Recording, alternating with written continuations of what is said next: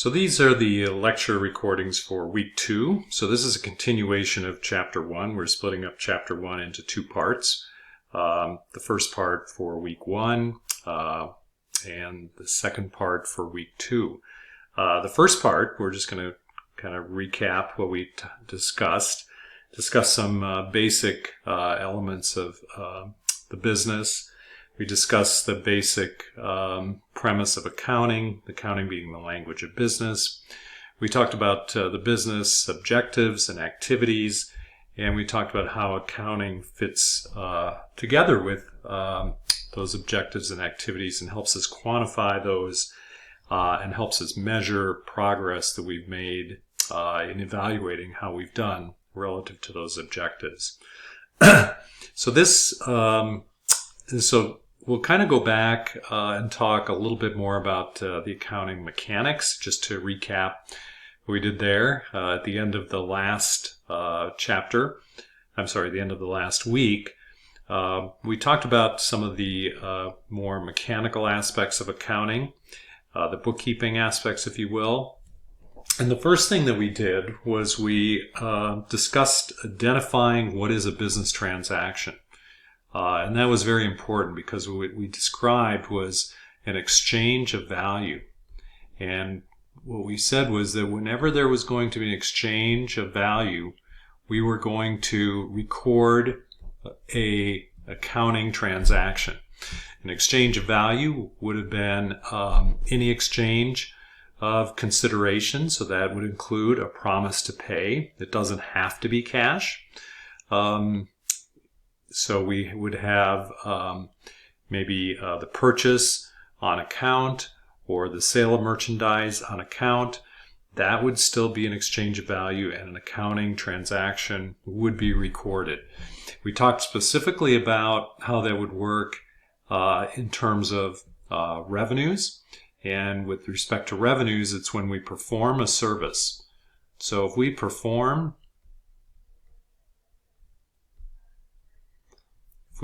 a service, we will record a transaction regardless of whether we receive the cash or not. If we perform a service, we're either going to receive cash or we're going to receive a promise to be paid for that service. In any event, the key is the performance of the service. So when we've performed a service, that's when an accounting transaction is recognized. That's a business transaction. We are going to record an accounting entry in the books. So again, identifying business transactions, very important. Once we've identified whether it's a business transaction, we're going to record it within this accounting framework that we've developed. And the framework is really the accounting equation. And the accounting equation, as we've learned, is assets equals liabilities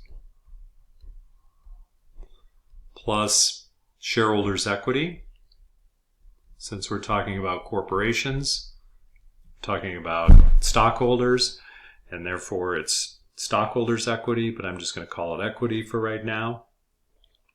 So everything's going to fit within that equation. We're always going to be in balance.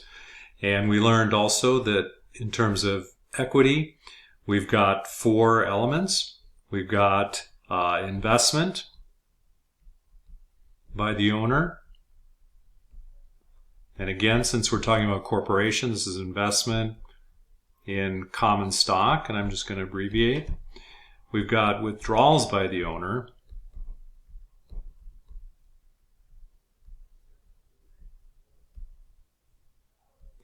And we call those dividends.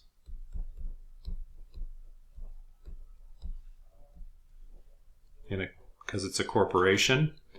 Revenues. And expenses. Those are the only 4 things that we can have in our equity section. And again, investments in common stock would be an addition. Dividends would be a reduction of equity. Revenues, of course, an addition. And expenses, a reduction. So that's our general framework. Every transaction needs to fit within that framework. And by the way, each transaction must have 2 entries, at least 2 entries. It can have more, but it must have at least 2 entries, and we must always be in balance. So it must always be in balance with respect to the accounting equation of assets equals liabilities plus equity. So always 2 entries, always in balance. So those are the 2 key rules. Otherwise, a lot of transactions will result in different combinations. It would be impossible to memorize every single one of them. What you have to do is think through what type of an account those would be, whether those accounts are going up or down, and then we can make that entry into the worksheet that we just did. All right, so what we're going to do is go to the next step. We're going to take a look at that worksheet again. And if you do, you can see that the worksheet would be very difficult, and I'm just going to move that down a little bit. The worksheet would be very difficult. Oops.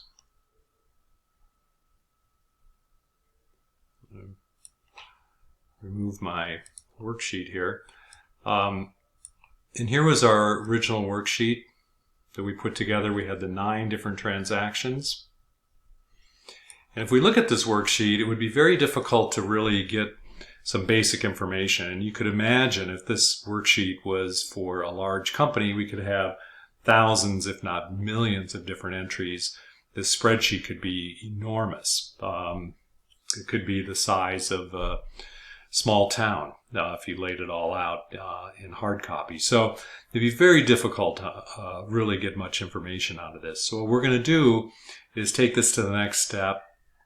And if you remember back in the accounting process, what we've done is really sort of identified the transaction, we've captured it, we've measured it, we are now in the sort of process of processing it. But now we need to communicate it into some sort of usable format. So what we're going to do is we're going to take this information and we're going to construct financial statements from it. And these financial statements, if you remember, they're going to follow our business objectives, which are profitability and liquidity. So we're going to take this information and we're going to place it into our financial statements. And so we're going to go ahead and do that. I've constructed the templates for our financial statements down below. And I'll move this up so we can at least see the totals up above. So what we basically do is the first statement we're going to do is what's called the income statement. And the income statement basically addresses, as we mentioned before, profitability. So our business objective here would be profitability. So the income statement is going to basically be showing us revenue and expenses. So the way we're going to construct the income statement, first of all, we're going to have the name of the company. In this case, we'll call it Jones Company. The name of the statement, in this case, the income statement. And the income statement is for a period of time. In this case, let's say it's for the month. It's for the first month of operations of the company. It's for the month ending January 31st of 2020. So that would be the heading. It'd be for the month that's ending January 31st, 2020. From there, we're going to have the revenues. And up above, if you recall, we had revenues of $10,000. We're going to call that, we're going to assume that that account was called service revenues because it was a service company. So service revenue was $10,000. And then expenses, if you remember, we had salary expense. And it must say expense on it. So we had salary expense up above. You can see we had 1,000. And since these are financial statements, they don't necessarily have to be negative numbers. They're published statements. So it's understood that expenses are going to be subtracted from revenues. We also have utilities expense.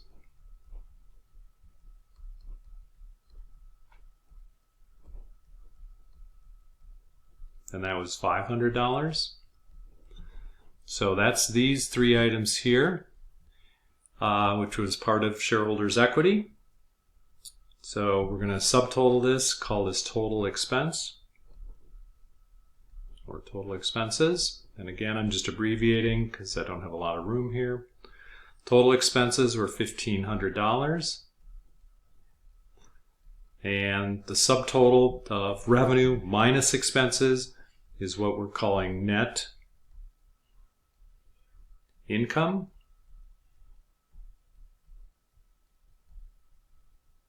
And net income is our bottom line profitability. That tells us, did we make money or not? In this case, if we subtract the two, we get $8,500. And so we're going to come back to this in a moment. We're going to kind of analyze these financial statements. Right now, we're just going to construct them. But obviously, looking at this, you can clearly see right off the bat how much revenue we had, how many expenses we had, and the fact that we made $8,500 during this first month of operations. So that's our first financial statement. Now, what we're going to do is we're going to ultimately look at our balance sheet, which is going to address the objective of liquidity. But to get there, we're going to use an intermediate statement. It's kind of a bridging statement to be able to summarize some of the numbers into a couple different accounts so that it basically makes the balance sheet less cluttered. So we're going to kind of collapse down some of the numbers into subtotals through this next statement and then transfer those onto our balance sheet. Okay, so this next statement is called Statement of Stockholders' Equity. It's also for the same month ended January 31st. So it includes the company name, the statement, and again for the same period. And what we're going to do here is we're going to break up, and again, this is a statement of the stockholders' equity section. And we're going to break that up into two pieces. We're going to, first of all, have one called common stock, which is going to include any common stock that's issued.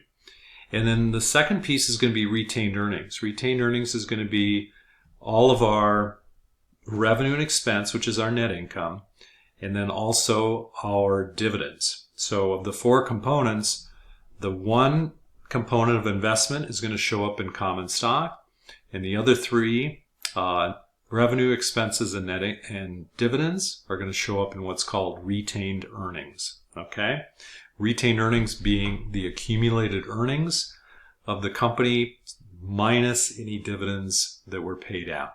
Because dividends are really just returning the earnings to the owners of the company. That's what dividends really are. All right, so to start off here, we're going to have our balance on 1/1. Okay, so January 1st, our balance, because this was the first month of operations, we started the year with basically zero balances. In other words, the company didn't exist on the first day of the year. We actually started the company during the month. So we'd start off with zero balances, and then we had some activity during the month when we started the business. So the first thing that happened was we issued common stock.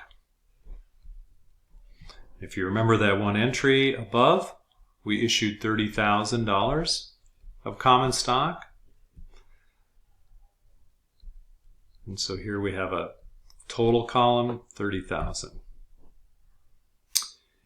The other thing, again, remember we're just accounting for all the changes in the equity account.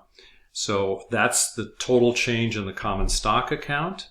Now we just need to account for any changes in our revenue, expense, and dividend accounts. And we'll do that in the retained earnings column. We'll do that in the second part of the lecture when we come back.